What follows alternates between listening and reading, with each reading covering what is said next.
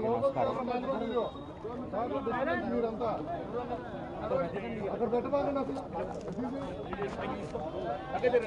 చాలా బాధాకరం, దుఃఖం. తెలుగు చలనచిత్ర పరిశ్రమ కాదు, భారతీయ కళారంగం ఒక గొప్ప ధ్రువతారను కోల్పోయింది. కోటా బాబాయ్ మహోన్నత నటుడు.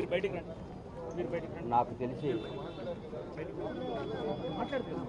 ఇండియాలోనే ఫైనెస్ట్ యాక్టర్ కోట శ్రీనివాసరావు గారు 83 ఏళ్ల వయసులో గత 20 రోజుల నాడు ఆయన దగ్గర రావడం జరిగింది.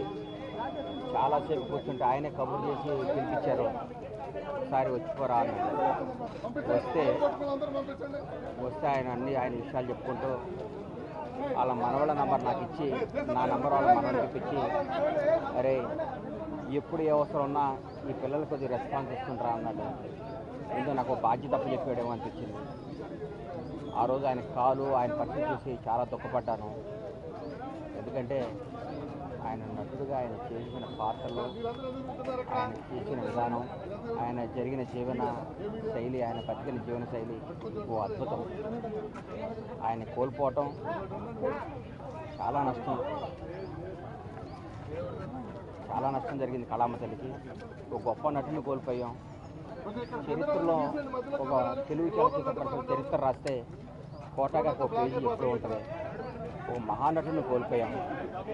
ఆయన పవిత్ర ఆత్మకు శాంతి కలగాలని ఆ భగవంతుని కోరుకుంటూ ఆయన కుటుంబ సభ్యులకి నా ప్రగాఢమైన సానుభూతి తెలియజేస్తూ, తెలుగు చలనచిత్ర పరిశ్రమ ఆయన కుటుంబానికి ఇప్పుడు అండగా ఉంటుంది.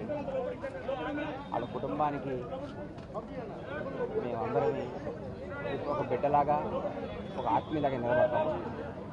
ఎక్కడున్నా ఆయన ఆశీస్సులు మాకు ఉండాలని, ఆయన ఎక్కడున్నా చల్లగా ఉండాలని భగవంతుడు కోరుకుంటూ సెలవు తీసుకుంటాం.